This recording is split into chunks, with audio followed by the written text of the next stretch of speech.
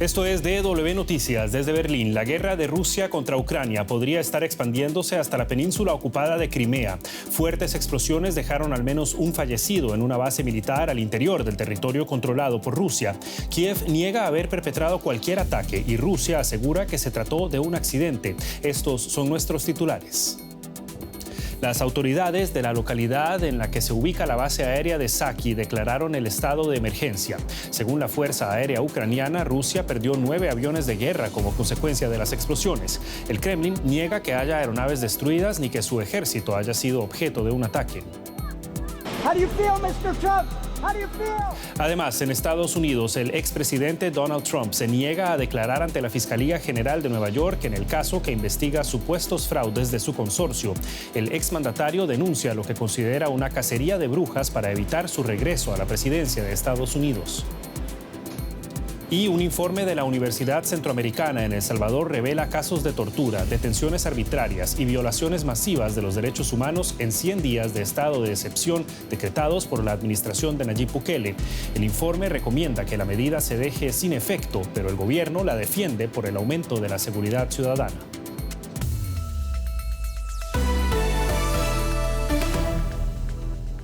Los saluda Javier Arguedas. Gracias por informarse con nosotros. El número de heridos por las explosiones de este martes en un aeródromo militar en la península de Crimea aumentó a 14, además de un fallecido, según informaron fuentes locales. Aviones de guerra del ejército ruso han utilizado la base de Saki, cerca de la localidad de Novofedorivka, para atacar objetivos cercanos en el sur de Ucrania. El gobierno ucraniano niega cualquier responsabilidad sobre el incidente y Rusia asegura que las explosiones solamente fueron el resultado de detonaciones de proyectiles de aviación. Pero el presidente ucraniano Volodymyr Zelensky afirmó que su país recuperará la península de Crimea. Un cielo azul brillante se oscurece tras una serie de fuertes explosiones. Las imágenes de humo negro sobre una base aérea rusa en el Mar Negro fueron publicadas en las redes sociales por vacacionistas en Crimea, un popular destino turístico para muchos rusos. Después del susto, probablemente estos visitantes cambien sus planes. Estaba de pie y sentí que volaba por el aire o caía bajo tierra. Estaba tan asustada. Mi esposo saltó, estaba descansando y dijo, ¿qué pasó? Y luego retrocedimos unos pasos e inmediatamente vimos esta nube y una columna de humo justo encima de nosotros. Desde la península de Crimea fue lanzada la ofensiva militar rusa en Ucrania. Moscú ha mantenido tropas estacionadas desde que la anexionó ilegalmente en 2014. Muchos ucranianos la consideran el inicio de la invasión rusa, incluido el presidente de Ucrania, Volodymyr Zelensky. Esta guerra rusa contra Ucrania y contra toda la Europa libre comenzó con Crimea y debe terminar en Crimea con su liberación. El Ministerio de Defensa ruso informó que las explosiones fueron detonaciones en un almacén de munición y no el resultado de un ataque. Ucrania ha negado ser responsable del incidente que tuvo lugar en lo profundo del territorio ocupado por Rusia. Pero un alto funcionario ucraniano sugirió que las explosiones podrían haber sido obra de partisanos ucranianos o de la incompetencia rusa. Hasta ahora, Ucrania no ha reportado ningún ataque importante contra objetivos rusos en Crimea. Funcionarios en Moscú advierten que esto desencadenaría duras represalias, incluso ataques contra Kiev. Y entre tanto, en Rusia, la periodista Marina Ovsyannikova, famosa por haber interrumpido una edición de noticias de la televisión estatal para protestar contra la guerra en Ucrania, enfrenta ahora cargos criminales. El abogado de Ovsyannikova afirma que la han acusado de esparcir información falsa sobre las Fuerzas Armadas de Rusia. La periodista compareció ante la corte luego de que su casa fuera allanada. Este momento acaparó la atención en casi todo el mundo. Una periodista irrumpe en un noticiero de la cadena estatal rusa en la que trabaja. Protesta contra la guerra en Ucrania pocos días después de su inicio. Marina Ovsyannikova desafió así la narrativa del Kremlin sobre una operación militar especial. No crean la propaganda, les están mintiendo, decía su cartel. Muchos temieron por su bienestar después de la acción, pero tras ser multada siguió protestando contra la guerra a pesar de las draconianas leyes con las que el Kremlin trata de reprimir la disidencia. El pasado mes protestó en solitario contra la guerra delante del Kremlin, portando un cartel en el que llamaba asesino al presidente Vladimir Putin y fascistas a los soldados rusos. Según su abogado, fue lo que motivó los cargos penales contra ella: supuesta difusión de información falsa sobre las Fuerzas Armadas rusas. El miércoles fue trasladada al juzgado después de ser allanada su casa. Después de la redada, trajeron a Marina aquí. Estoy esperando a un agente para poder iniciar el procedimiento de investigación. Según información preliminar, está incriminada por el artículo 207.3 del Código Penal. La multa por la protesta asciende a 50.000 rublos, casi 800 euros. Pero los cargos penales conllevan consecuencias mucho más severas. Podría ser condenada a hasta 15 años de cárcel. Pero a pesar de ser consciente de esos riesgos, no se arrepiente, tal y como demostró recientemente en una comparecencia ante el tribunal en julio. Protesto porque estoy en contra de la guerra. No voy a quedarme callada. Esta es mi postura cívica. ¿Seguirá protestando? Déjenme pasar, por favor.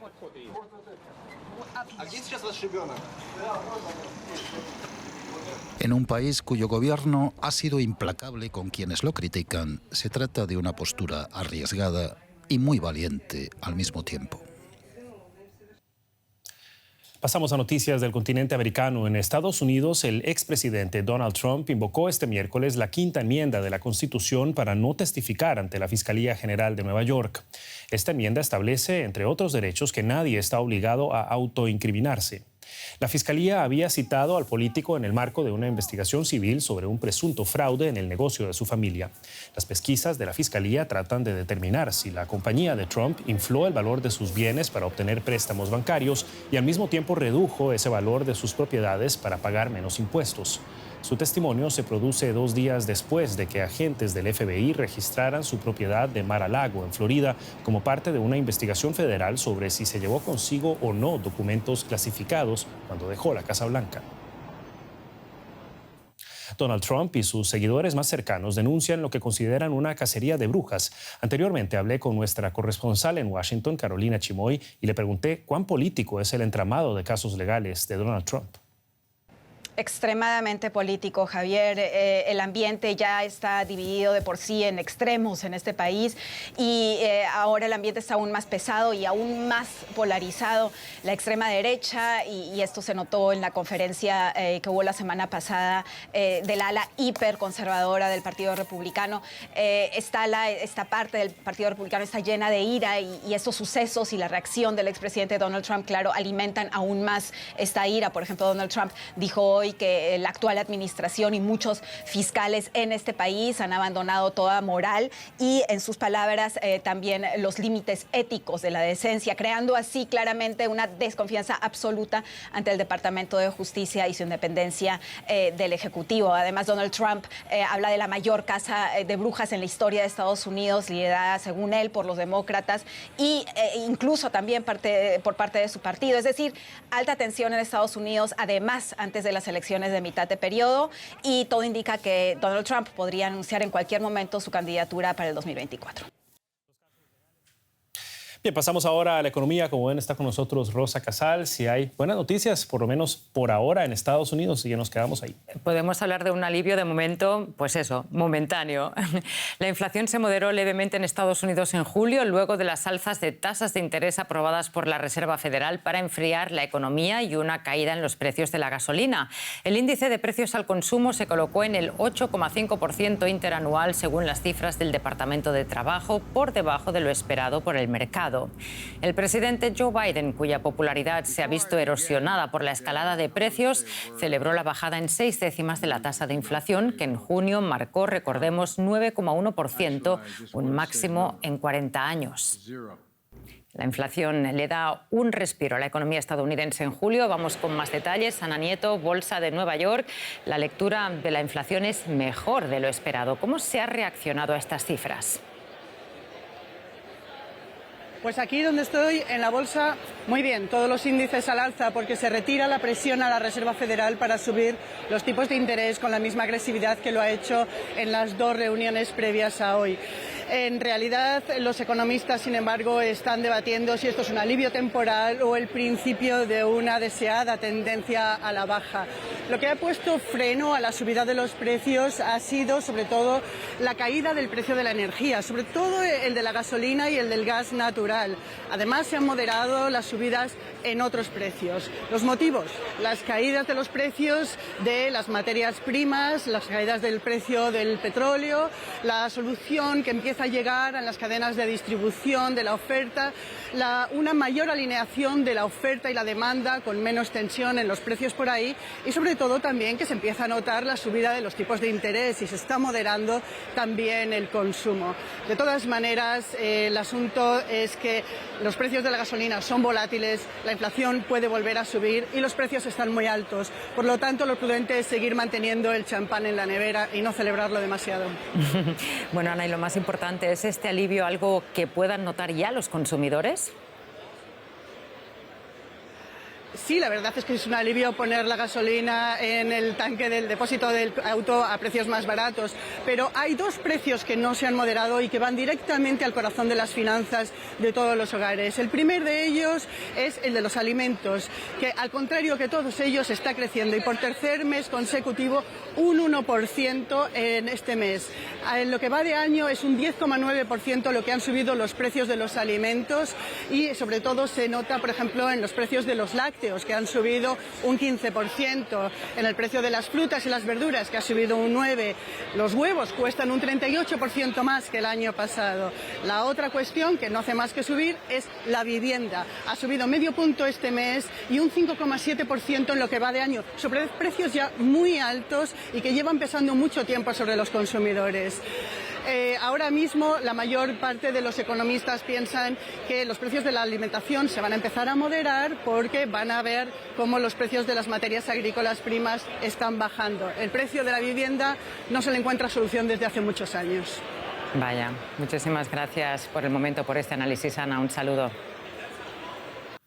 Y la inflación es también uno de los grandes problemas en Argentina. Movimientos sociales de izquierda se manifestaron este miércoles frente a la Casa Rosada, la sede del gobierno en Buenos Aires. Exigen medidas y ayudas estatales para hacer frente a una desbordada inflación que el pasado mes de junio registró una subida interanual del 64%. Mejoras sociales y una reunión con el nuevo ministro de Economía, Sergio Massa. Estos son los reclamos con los que se manifestaron movimientos sociales de izquierda por las calles de la capital argentina. Temen que los mensajes de ajuste presupuestario que ha venido difundiendo Massa para hacer frente al aumento exponencial del coste energético empeoren la situación de los colectivos que representan. Siguen sin responder a los reclamos centrales que venimos haciendo, que tiene que ver con los anuncios que hizo Massa. Por eso le hemos pedido a Massa una reunión para discutir lo que tiene que ver con el sector que nosotros representamos, que será mucho o poco, pero son compañeros que viven dentro de una situación de emergencia alimentaria muy grande. Lo cierto es que el poder adquisitivo merma mes a mes en Argentina. Según los últimos datos publicados por el Instituto de Estadísticas y Censos, los salarios subieron un 4,8% de media en junio, medio punto porcentual por debajo de la inflación, que registró un 5,3% mensual en ese mismo periodo. El sector más damnificado es el de los asalariados informales, a lo que se suma la pérdida del valor del peso frente al dólar. Podemos hacer hoy que el dólar esté tan alto nos genera inseguridad, inestabilidad, como el mismo gobierno nos genera inestabilidad económica en cuanto a no saber cuánto va a costar un paquete de arroz de un día para otro. Algo tan sencillo como la leche, como el pan, como la carne, no sabemos cuánto va a estar mañana. Una situación sin visos de mejorar, a la luz de las malas perspectivas de aquí a final de año. Las últimas estimaciones calculan que la inflación en Argentina, una de las más altas de América Latina, estará por encima del 90% en diciembre de 2022, lo que situaría el índice de pobreza en un 40%. Seguimos en América Latina, Javier. Efectivamente, Rosa, con un informe que consterna a muchos. El Salvador registra un hacinamiento del 250% en sus cárceles y duplica con ello la cifra de reclusos desde que se decretó el estado de excepción a finales de marzo. Ese es el balance del informe publicado este miércoles por el Observatorio de Derechos Humanos de la Universidad Centroamericana en San Salvador. El texto analiza los 100 primeros días del estado de excepción decretado en el país centroamericano el pasado 27 de marzo y recomienda que se deje sin efecto. Entre las violaciones masivas de derechos humanos que constata, el informe denuncia casos de tortura, menciona muertes de detenidos bajo custodia estatal y detenciones arbitrarias, además del agravamiento de las condiciones de hacinamiento en las cárceles. El estado de excepción fue aprobado por la Asamblea Legislativa salvadoreña luego de un sangriento fin de semana y fue prorrogado varias veces, la última hace solo unos días. Y la periodista Alba Miriam Amaya se encuentra con nosotros desde San Salvador para brindarnos más detalles. Alba Miriam, ¿qué tal? Un gusto saludarte. Bueno, el gobierno de El Salvador tiende a desestimar este tipo de denuncias diciendo que son motivadas políticamente por quienes no quieren un cambio real en el país. ¿De dónde proviene este informe y de qué credibilidad goza la institución que lo elaboró? Pues es del Observatorio de Derechos Humanos de la Universidad Centroamericana José Simeón Cañas, esta universidad jesuita que no solo es reconocida internacionalmente por la masacre que sufrió en su campus durante la guerra civil, sino también por las investigaciones, las encuestas y los documentos que genera de forma periódica. Por eso, cuando este observatorio dice que en El Salvador hay tortura, el país escucha, y por eso también, por esos hallazgos y por esas posturas, es que el oficialismo ha señalado a las autoridades de esta universidad de ser de la oposición y ser defensores de delincuentes con un afán de desacreditarles. Alba Miriam, las denuncias de varias organizaciones son muy claras y un hacinamiento del 250% es por supuesto crítico, pero el presidente Bukele descarta estas denuncias criticando que gobiernos y ONGs le están exigiendo al gobierno salvadoreño más bien que proteja a los pandilleros. ¿Estamos ante un escenario en que al gobierno simplemente no le importan las violaciones a los derechos humanos? Pues el gobierno de El Salvador dice que con su guerra contra las pandillas lo que busca es el bienestar y la seguridad de la población que no tiene vínculos con la delincuencia. El problema es que con las denuncias de organizaciones de derechos humanos estaríamos ante que esta misma población, la que no tiene vínculos con las pandillas, es la que está sufriendo de detenciones arbitrarias, de torturas y de asesinatos en centros penitenciarios o bajo custodia estatal sin que el gobierno se haya pronunciado a favor de hacer una investigación al respecto o de hacer algún tipo de acercamiento a las víctimas o a sus familias. Bajo esa lógica de que el fin justifica los medios, el presidente Nayib Bukele asegura que la población salvadoreña por primera vez vive en paz y afirma incluso que el país se ha convertido en el más seguro de Latinoamérica. ¿Hay una percepción favorable de estas medidas entre la población a pesar de las graves denuncias? Pues se experimenta un ambiente diferente en El Salvador, especialmente en las ciudades y en las comunidades más vulnerables, y esto es a través de la militarización de las calles. Por ejemplo, en San Salvador, en el centro capitalino, es muy usual ver a grupos de soldados con indumentaria bélica, es decir, con chalecos y cascos antibalas y armas largas, patrullar las calles capitalinas, con lo que la población tiene una percepción de que la autoridad ahora está presente. Lo que se ha traducido altos niveles de aprobación al régimen que se ha instaurado y que se perciben desde varios sondeos de distintas casas encuestadoras. Era el reporte de Alba Miriam Amaya desde San Salvador. Alba Miriam, muchísimas gracias. Hasta la próxima.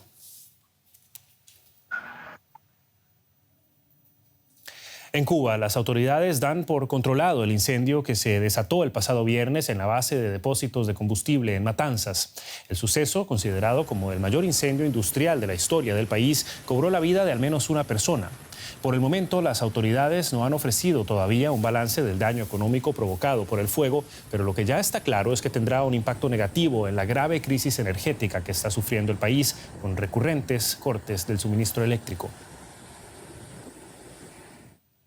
Y Francisco Piliado es el presidente de la Asociación Nacional de Investigadores Forenses en Incendios, Explosiones y Explosivos de México. Nos acompaña a esta hora para ayudarnos a comprender mejor el desarrollo de este siniestro. Señor Piliado, muchas gracias por estar con nosotros. Bienvenido a DW. Y quisiera comenzar preguntándole por una percepción que se tiene por lo menos de este lado de que este desastre fue desarrollándose lentamente durante días. ¿Por qué les está costando tanto a las autoridades cubanas extinguir este incendio? Muy buenas tardes, gracias por la invitación. El siniestro se está derivando o ampliando un poco el fuego como tal. Esto derivado al material combustible que puede existir dentro de los contenedores. Sabemos que es derivado de hidrocarburo. El derivado del carburo tiene mucho poder calorífico y si no se cuenta con el equipo total, la capacitación y el personal adecuado, pues puede tardarse un poco más las labores de extinción como tal. Usted habla de que se requiere el equipo adecuado. México precisamente proporcionó buques que contribuyeron a la alimentación de la red de extinción. ¿Qué tanto peso tuvo esa ayuda internacional para que la situación mejorara? Desde un punto de vista técnico creo que es bastante. La ayuda y el soportar la infraestructura contra incendio que pudiera tener el equipo como tal hizo que el fuego como tal se controlara. No se extingue toda en su totalidad. Esto lleva un proceso un poco más largo, pero sí ayudó a delimitar que no se propague más a otros contenedores como tal. ¿Cómo funcionó en concreto la ayuda que brindaban estos buques? Pues básicamente fue darles mayor soporte, mayor presión para tratar de ayudar a delimitar este fuego como tal dentro de los contenedores, que no se siguiera propagando a otros. Todos que sabemos que inició con un contenedor, siguió con otro, y esto ayudó a controlar. Repito, no extinguir, eso es un proceso más largo, pero sí a controlar esta parte. Las autoridades asumen precisamente que esa situación, como usted bien dice, está ya bajo control, pero tarda, como usted lo dijo también, en que se extinga el fuego por completo. ¿Cuánto más, si es que es posible hacer una especie de pronóstico, considera usted que podría tardarse en extinguir realmente el incendio? Yo creo que considero va a tardar días, no va a ser horas como tal. Es un proceso como que sea largo. Hay que ver todos los sistemas que pueden estar todavía activos, cuáles se pueden ocupar.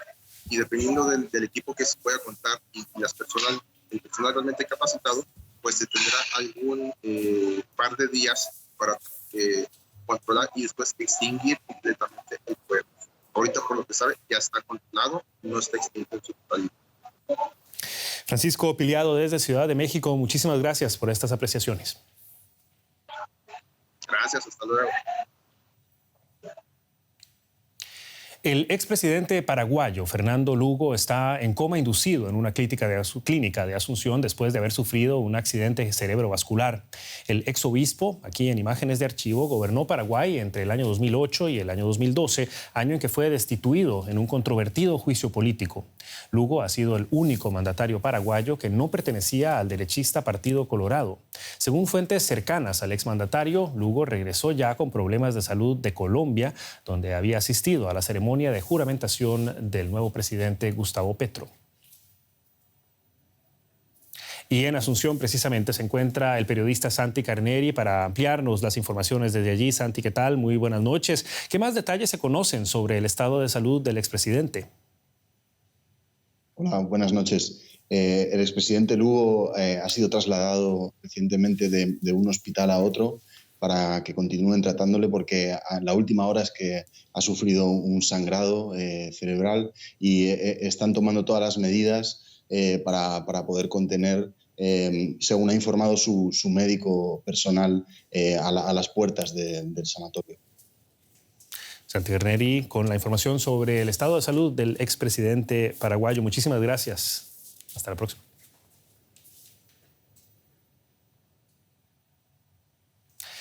Y en Perú, tras varios registros infructuosos por parte del Ministerio Público que buscaban su arresto, Jennifer Paredes, cuñada del presidente Pedro Castillo, se entregó a la policía.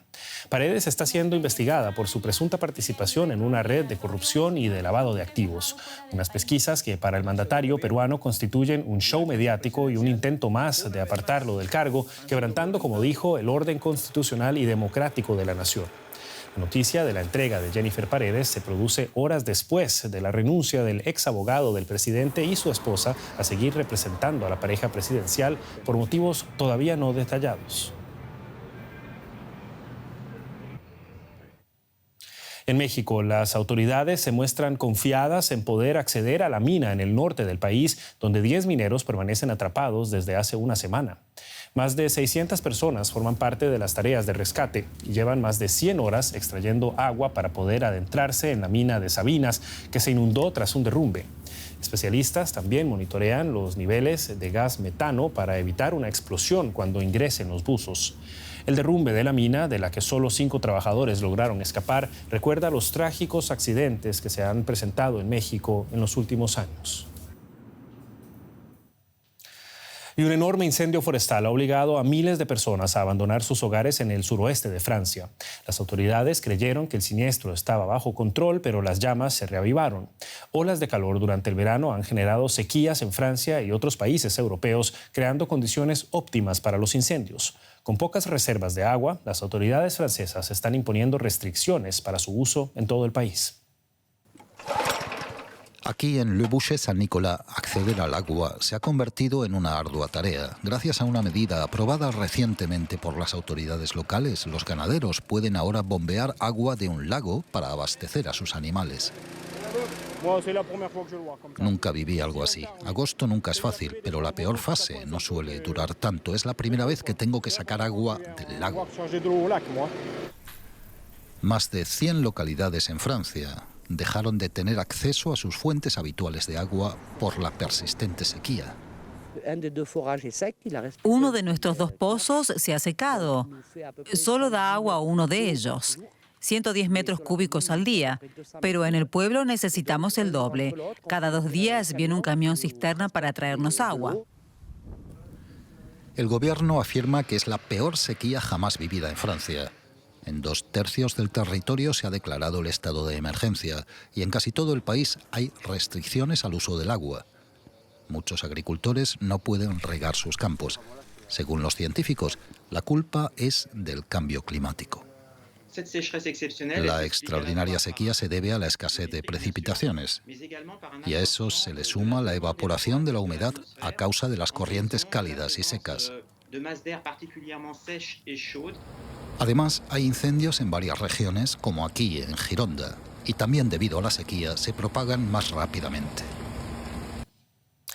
Y con esto llegamos al final de la presente edición de DW Noticias. Recuerden que pueden mantenerse al tanto de la actualidad en nuestro sitio en internet dw.com, seguirnos en nuestras redes sociales buscando DW Español y nuestra señal en vivo en YouTube las 24 horas buscando DW Español en vivo.